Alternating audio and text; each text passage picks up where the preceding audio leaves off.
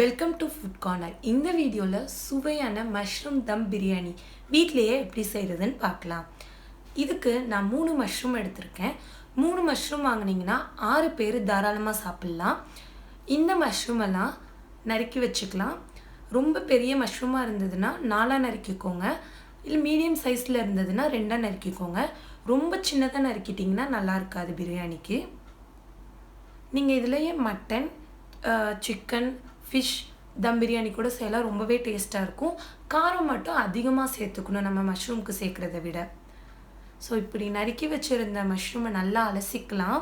மஷ்ரூமில் மண் இருக்கும். அந்த மண் போகிற அளவு நம்ம நல்லா ஒரு பெரிய பாத்திரத்தில் போட்டு இந்த மாதிரி அலசி எடுத்துக்கலாம். இந்த மாதிரி நல்லா பெரட்டி அலசுங்க. அப்போ தான் அந்த மண் போகும். அலசி நான் ஒரு வடிபாத்திரத்தில் வடிய வைக்கிறேன். சுத்தமாக நல்லா அந்த மண் போகிற அளவு வாஷ் பண்ணிடுங்க. ஸோ இந்த மாதிரி வாஷ் பண்ணி நம்ம வடிய வச்சிடலாம். இப்போ பார்த்திங்கன்னா மஷ்ரூம் நல்லா ஃப்ரெஷ்ஷாக இருக்குது. மண் எதுவுமே இல்லை, சுத்தமாக இருக்குது. இது நல்லா வடியிட்டு ஒரு பக்கம். இப்போது நான் 20 சின்ன வெங்காயம் எடுத்திருக்கேன். பிரியாணி பொறுத்த வரைக்கும் சின்ன வெங்காயம் தான் சூப்பர் ஃப்ளேவர் தரும். நீங்கள் பெரிய வெங்காயம் கூட போடலாம். ஆனால் பெரிய வெங்காயத்தோட சின்ன வெங்காயம் தான் ரொம்ப நல்லாயிருக்கும். உடம்புக்கும் அவ்வளோ நல்லது. இதை நான் 4 இப்படி நறுக்கி வச்சிடுறேன் சின்ன வெங்காயத்தை எல்லாத்தையும். ஒரு கை புதினா எடுத்திருக்கேன். புதினா பிரியாணிக்கு ஒரு பெஸ்ட்டு ஃப்ளேவர் கொடுக்கும். ஸோ இதை நல்லா வாஷ் பண்ணி நான் ஒரு கைக்கு எடுத்திருக்கேன் புதினா. இதுக்கு காரத்துக்கு நான் 3 பச்சை மிளகாய் சேர்த்துக்கிறேன். காரம் அதிகமாக வேணும் அப்படின்னா இன்னொரு மிளகாய் சேர்த்துக்கலாம். ஆனால் மஷ்ரூம் பொறுத்த வரைக்கும் இதுவே காரமாக தான் இருக்கும். இதே நான்வெஜ்ஜாக இருந்தால் நீங்கள் கூட 2 மிளகாய் சேர்த்துக்கோங்க. அது கூட நான் நல்லா கழுவி வச்சுருக்க மல்லி சேர்த்துக்கிறேன். இது 3த்தையும் நல்லா நம்ம பேஸ்ட்டாக ஆக்கிடணும். வாங்க பேஸ்ட் ஆக்கிடலாம். இந்த மாதிரி பேஸ்ட்டாக எடுத்து ஒரு பாத்திரத்தில் வச்சுருங்க. இப்போது நான் ஒரு பாத்திரத்தில் தண்ணி சூடு பண்ணி அதில் ஒரு கரண்டி நெய் சேர்த்துக்கிறேன். அது கூட 2 கிராம்பு, கொஞ்சம் பட்டை, இதை சேர்த்து தண்ணி நல்லா கொதிக்கட்டும். நான் ஒரு உலக்கு பாஸ்மதி அரிசி எடுத்திருக்கேன் பிரியாணிக்கு. நீங்கள் எவ்வளோ எடுக்கிறீங்களோ அதுக்கேற்ற மாதிரி அளவு தண்ணி கொதிக்க வைங்க. ஸோ நல்லா கொதிச்சாச்சு தண்ணி. இப்போ இது கூட நம்ம பாஸ்மதி அரிசியை சேர்த்துக்கலாம். நல்லா கழுவி நான் வாஷ் பண்ணி வச்சுருக்கேன் அரிசியை. அதை இதோடு சேர்த்தாச்சு. அந்த நெய் கூட பாஸ்மதி செய்கிறப்போ நமக்கு ஒரு ரைஸில் நல்ல ஃப்ளேவர் கொடுக்கும். இந்த மாதிரி நல்லா சேர்த்துட்டு தேவையான அளவு உப்பு போட்டுக்கலாம். இது பார்த்திங்கன்னா நல்லா வெந்தோடனே வடித்தாச்சு. இப்போ அரிசி பார்த்திங்கன்னா நல்லா வெந்துருச்சு. இதை தனியாக எடுத்து வச்சுக்கலாம். இப்போ நம்ம கிரேவி செய்யலாம். கிரேவிக்கு ஒரு குக்கரில் 2 கரண்டி நெய் ஊற்றிக்கலாம். அந்த நெய் நல்லா உருகட்டும். நெய் தான் ஒரு சூப்பர் ஃப்ளேவர் கொடுக்கும் பிரியாணிக்கு. அதனால் நான் நல்லா 2 கரண்டி நெய் சேர்த்துருக்கேன் இதுக்கு. ஸோ நெய் கொஞ்சம் உருகுனோடனே இது கூட கொஞ்சம் எண்ணெய், சமையல் எண்ணெய் சேர்த்துக்கிறேன். இந்த மாதிரி சேர்த்துக்கிட்டாச்சு. எண்ணெயும் நெய்யும் நல்லா சூடாயாச்சு. இப்போ நான் இது கூட கிராம்பு, பட்டை, பிரியாணி இலை, ஸ்டார் சோம்பு, அன்னாச்சி இலை இது எல்லாத்தையும் சேர்த்துக்கிறேன். நான் ஏற்கனவே 2 கிராம்பு பாஸ்மதி அரிசி கூட சேர்த்தேன். ஆனால் கிரேவிக்கு தனியாக நம்ம சேர்க்கணும். அப்போ தான் ஃப்ளேவர் சூப்பராக இருக்கும். ஸோ இது கூட நான் 4 கிராம்பு சேர்த்துருக்கேன். இந்த பிரியாணி மசாலா எல்லாம் நல்லா எண்ணெயில் பொரியணும். நெய்யில் நல்லா பொரிஞ்சு நமக்கு வாசனை வரும். இப்போ பார்த்திங்கன்னா இப்போ தான் பொரிய ஆரம்பிக்குது. அப்போ நான் கொஞ்சம் சோம்பு சேர்த்துக்கிறேன். சும்மா ஒரு அரைக்கை சோம்பு மட்டும் சேர்த்துருக்கேன். அது கூட இது நெய்யோடு நல்லா பொரிய விடுங்க. எவ்வளோக்கு எவ்வளோ பொரியுதோ அவ்வளோக்கு அவ்வளோ நல்லாயிருக்கும். ரொம்பவும் செவக்க விட்டுறக்கூடாது. சோம்பு நல்லா சவந்துடக்கூடாது. ஒரு வாசனை வரும். நமக்கு எல்லாம் வதங்கி அந்த நெய் கூட வதங்கி வர்ற ஒரு வாசனை வரும். அது வரைக்கும் நல்லா ஃப்ரை ஆகட்டும்.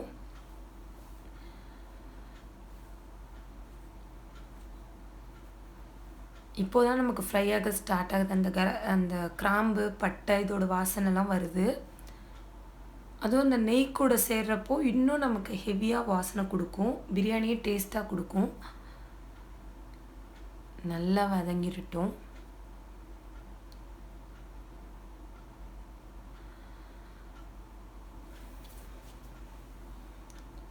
இப்போ பார்த்தீங்கன்னா நல்லா நமக்கு ஃப்ரை ஆகிடுச்சு. அந்த சோம்பு பார்த்திங்கன்னா நல்லா வதங்கிடுச்சு.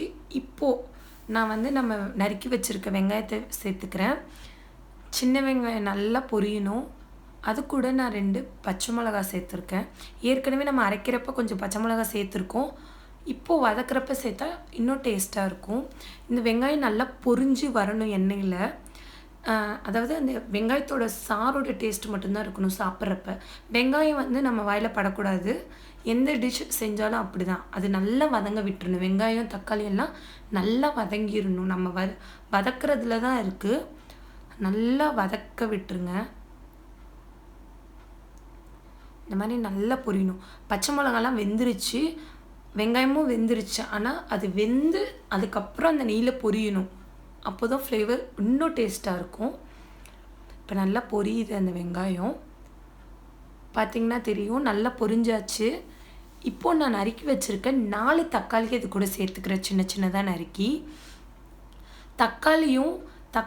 அந்த தக்காளி சாறு வந்து அப்படி வெந்து வரணும். அது வரைக்கும் நல்லா வதக்கிடலாம். நம்ம வதக்கிறதுலையே அது வந்து வேகணும். ஸோ நல்லா வதக்கி விட்டாச்சு. இப்போ பார்த்தீங்கன்னா தெரியும் அந்த தக்காளி வெந்து வந்தாச்சு. இப்போது நான் இது கூட 2 டேபிள் ஸ்பூன் இஞ்சி பூண்டு பேஸ்ட்டு சேர்த்துக்கிறேன். நீங்கள் நான்வெஜ் செய்கிறதா இருந்தால் கொஞ்சம் அதிகமாக சேர்த்துக்கோங்க இஞ்சி பூண்டு விழுது. இது மஷ்ரூமுங்கிறதுனால நான் இந்த ஸ்பூன் சேர்த்துருக்கேன். இப்போ நம்ம அரைச்சி வச்சுருக்க அந்த புதினா, மல்லி, பச்சை மிளகா பேஸ்ட் இருக்குல்ல, அதை இது கூட சேர்த்துக்கலாம். நல்லா வதக்கிடுங்க. நான் சொன்ன மாதிரி அந்த புதினாவை சேர்த்தோன்னே தான் அந்த மசாலாவோட வாசனை இன்னும் ஹெவியாக நமக்கு காட்டுது. ஸோ நீங்கள் எவ்வளோ புதினா சேர்க்குறீங்களோ அவ்வளோ நல்லது. டேஸ்ட்டும் சூப்பராக கிடைக்கும் நமக்கு. ஸோ இந்த மாதிரி நல்லா வேகட்டும். கொஞ்சம் அந்த இஞ்சி பூண்டோட பச்சை வாசனை எல்லாம் போய் வரணும். இப்போ நல்லா வெந்துச்சு. இப்போ மசாலா சேர்த்துக்கலாம். நான் 1.5 டேபிள் ஸ்பூன் மஞ்சத்தூள் சேர்த்துக்கிறேன். 2.5லேருந்து 3 டேபிள் ஸ்பூன் மிளகாய்த்தூள் சேர்த்துக்கிறேன். மிளகாய்த்தூள் வீட்டில் அரைச்சது சேர்த்துக்கோங்க, ரொம்ப நல்லாயிருக்கும் கடையில் வாங்குறதை விட. நான் வீட்டில் அரைச்சது தான் சேர்த்துருக்கேன். இது கூட தனியாத்தூள் 2 ஸ்பூன் சேர்த்துக்கிறேன். நான்வெஜ்ஜாக இருந்தால் எக்ஸ்ட்ரா 1 ஸ்பூன் எல்லாத்துலேயும் சேர்த்துக்கோங்க, அவ்வளோதான் வித்தியாசம். சீரகத்தூள் 1 டேபிள் ஸ்பூன் சேர்த்துருக்கேன். மிளகுத்தூள் அது 1 டேபிள் ஸ்பூன், ஒன்றுலேருந்து கொஞ்சம் அதிகமாக சேர்த்துருக்கேன். இப்போ ஃபைனலாக கரம் மசாலா சேர்த்துக்கலாம். கரம் மசாலா தான் நமக்கு அந்த வாசனையை கொடுக்குறது. அதனால் நான் 1 டேபிள் ஸ்பூன் கரம் மசாலா சேர்த்துருக்கேன். இது எல்லாத்தையும் நல்லா வதக்கி வந்ததுக்கப்புறம் பார்த்திங்கன்னா நல்லா ஒரு கிரேவி லுக் கிடைக்கும். எண்ணெய் பிரிஞ்சு வந்திருக்கும் அந்த கிரேவிலேருந்து. இந்த டைமில் தான் நீங்கள் மஷ்ரூமை இது கூட சேர்த்துக்கலாம். நம்ம கழுவி வச்சுருக்க மஷ்ரூமை வந்து இந்த மாதிரி எண்ணெய் பிரிஞ்சதுக்கப்புறம் இதோடு சேர்த்துக்கலாம். இப்போ நான் சேர்த்துருக்கேன். இந்த மாதிரி நல்லா சேர்த்துக்கோங்க. இப்போ பார்த்திங்கன்னா நமக்கு வெங்காயம், தக்காளி எதுவும் தனித்தனியாக தெரியல, நல்லா பெரண்டு வந்திருக்கு. இப்போது நான் அரைச்சி வச்சுருக்க தேங்காவை நல்லா திக்காக அரைச்சி வச்சுருக்கேன். அந்த தேங்காய் 1 கப்பை இது கூட சேர்த்துக்கிறேன். உப்பு தேவையான அளவு சேர்த்துக்கோங்க. உங்களுக்கு கொஞ்சம் கிரேவியாக வேணும்னா இப்படியே நம்ம விசில் போட்டுடலாம். இல்லைன்னா கொஞ்சோண்டு தண்ணி சேர்த்துக்கோங்க. ஏன்னா நம்ம விசில் வைக்கிறப்போ இன்னும் கொஞ்சம் ட்ரை ஆகும். அதனால நான் கொஞ்சோண்டு தண்ணி சேர்த்துருக்கேன். தண்ணி சேர்த்து நல்லா கிண்டியாச்சு உப்பு கரையிற அளவு. பார்த்திங்கன்னா இப்போது ஒரு கொதி வந்தோடனே நான் என்ன பண்ணிடுறேன், மூடி போட்டு விசில் போட போகிறேன். ஸோ மூடி போட்டாச்சு. 2 விசில் வரணும். ஹையில் வச்சு. ஸோ 2 விசில் வந்தோடனே நீங்கள் சிம்மில் வச்சா ஒரு 5 நிமிஷம் வச்சுருந்தா வெந்துடும் நல்லாவே. விசில் வரட்டும்.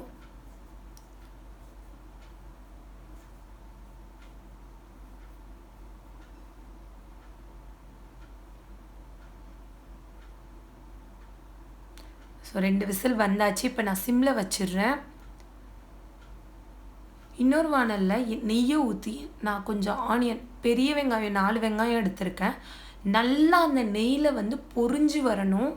ஸோ வெங்காயம் வேகிறதுக்காக நான் கொஞ்சோண்டு உப்பு சேர்த்துக்கிறேன். இந்த வெங்காயம்லாம் நல்லா அப்படியே நெய்யில் பொரியணும். இது ரொம்ப ஒரு முக்கியமான ஸ்டெப்பு தம் பிரியாணிக்கு. இதான் நமக்கு ஃப்ளேவர் கொடுக்குறது. ஸோ ரொம்ப கருகிடக்கூடாது, அந்த மாதிரி ரொம்ப வேகாமையும் இருந்துடக்கூடாது. இந்த மாதிரி நல்லா ப்ரௌனாக வரணும். ஸோ அது வரைக்கும் நல்லா வதக்குங்க.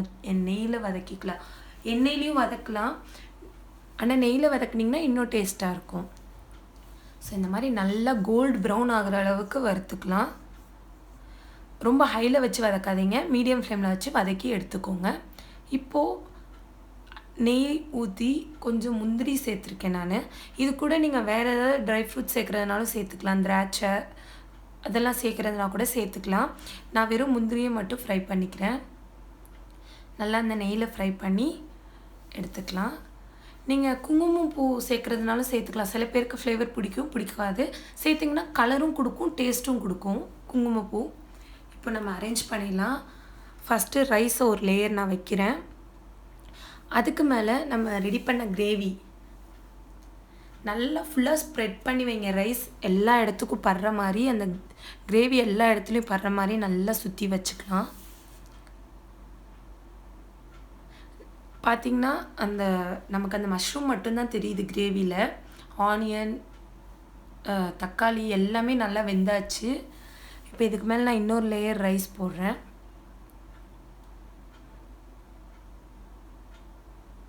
ரைஸ் போட்டு அதையும் ஃபுல்லாக ஸ்ப்ரெட் பண்ணி விட்டுடுறேன்.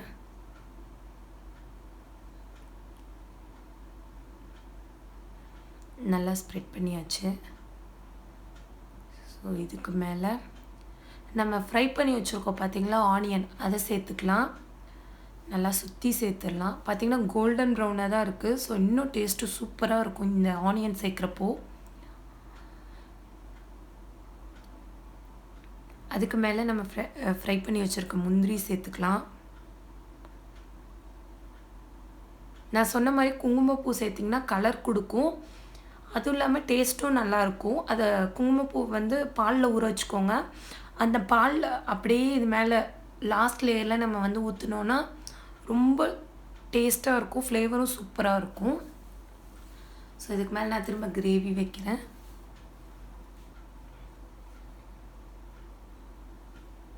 ஃபுல்லாக ஸ்ப்ரெட் பண்ணி வைங்க, சுற்றி எல்லா இடத்துலையும் வந்து படுற மாதிரி.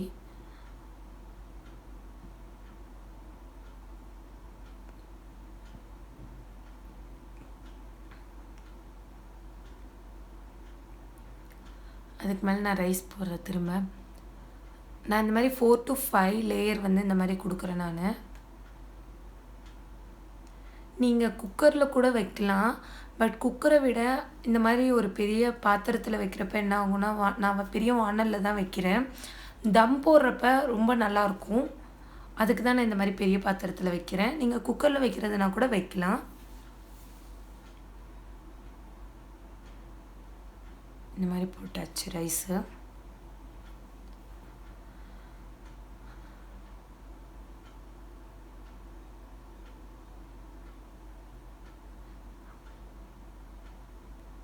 இதில் ஃப்ளேவரை டாப்பாக காட்டுறது என்னென்னா அந்த ஃப்ரை பண்ண ஆனியன் தான். ஸோ அதை நல்லா கொஞ்சம் அதை மட்டும் பார்த்து ஃப்ரை பண்ணுங்கள். அதுக்கு மேலே புதினா சேர்த்துக்கலாம். கொஞ்சம் நான் கட் பண்ணி கொத்தமல்லி சேர்த்துக்கிறேன். அது கூட சின்ன சின்னதாக சேர்த்துக்கலாம்.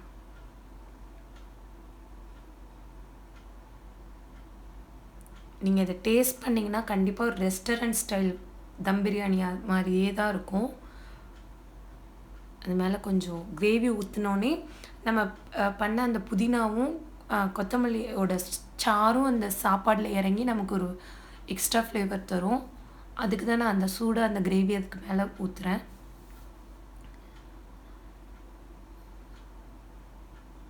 ஃபுல்லாக ஸ்ப்ரெட் பண்ணி ஊற்றுங்க. நான் 4 to 5 லேயர் வச்சுருக்கேன். இந்த மாதிரி ரைஸ், அதுக்கப்புறம் அது கூட ஃப்ளேவர்ஸ், இந்த மாதிரி ஃபைனல் டச்சிங்காக நம்ம கொஞ்சம் ஆனியன் சேர்த்துக்கலாம். அது கூட நான் அந்த ஃப்ரை பண்ண முந்திரி அப்படியே ரைஸில் சேர்த்துக்கலாம். பார்க்கவே ரொம்ப டேஸ்ட்டாக இருக்குது. நான் கொஞ்சம் குழம்பு மாதிரி தானே வச்சுருக்கேன். அப்போது நீங்கள் தம் போடுறப்ப என்ன ஆகுனா அந்த குழம்பு ஃபுல்லாக ரைஸில் இறங்கி ரொம்ப டேஸ்ட்டாக இருக்கும். ஃபுல் கிரேவியாக நீங்கள் வைக்கிறதுனால, திக்காக வைக்கிறதுனால வைக்கலாம், அதுவும் டேஸ்ட்டாக தான் இருக்கும். நான் கொஞ்சம் தண்ணி சேர்த்துக்கிட்டதுனால அது வந்து கிரேவி கொஞ்சம் இது லைட்டாக இருக்குது. ஸோ அந்த முந்திரி, அந்த கொத்தமல்லி, அந்த புதினா, இது எல்லாமே ஒரு பெஸ்ட்டு ஃப்ளேவரை கொடுக்கும்.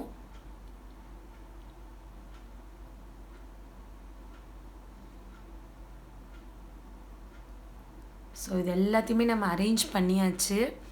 இப்போ என்ன பண்ணலான்னா அந்த பாத்திரத்துலேயே வச்சு தம் போட்டுடலாம். நான் வந்து சின்ன அடுப்பில் வந்து சிம்மில் வச்சு 15 to 20 minutes வந்து தம் போடணும். ஸோ இதை கவர் பண்ணிடலாம். நல்லா டைட்டான ஒரு தட்டு வச்சு நான் கவர் பண்ணிட்டேன். அதுக்கு மேலே நான் ஒரு குக்கரில் ஃபுல்லாக ஹாட் வாட்டர் வச்சுருக்கேன், சுடு தண்ணி. அதை க்ளோஸ் பண்ணிவிட்டு இது மேலே ஒரு வெயிட் வைக்கணும். அதுக்கு தான் நான் இது மேலே வச்சுறேன். இலை போட்டு வச்சிங்கன்னா இன்னும் டேஸ்ட்டாக இருக்கும். அந்த தட்டுக்கு கீழே ஒரு இலை போட்டு வச்சிங்கன்னா இன்னும் டேஸ்ட்டாக இருக்கும். இப்போது 20 நிமிஷம் ஆயாச்சு. சர்வ் பண்ணிடலாம். சைடாக எடுத்து சர்வ் பண்ணுங்கள், அப்போ தான் எல்லாமே மிக்ஸ் ஆகி வரும். ஸோ ரொம்ப ரொம்ப டேஸ்ட்டாக இருக்கும். வாசனையாக அவ்வளோ டேஸ்ட்டாக இருக்குது. ஸோ நான் இன்னும் கொஞ்சம் புதினா போட்டுக்கிறேன் இதில். ஸோ ரொம்பவே டேஸ்ட்டாக இருக்குது. நீங்களும் இதை ட்ரை பண்ணி பாருங்கள். எப்படி இருக்குன்னு என்னோடய கமெண்ட் பாக்ஸில் போடுங்க. மறக்காமல் லைக் பண்ணுங்கள், ஷேர் பண்ணுங்கள், சப்ஸ்கிரைப் பண்ணுங்கள். Thank you viewers.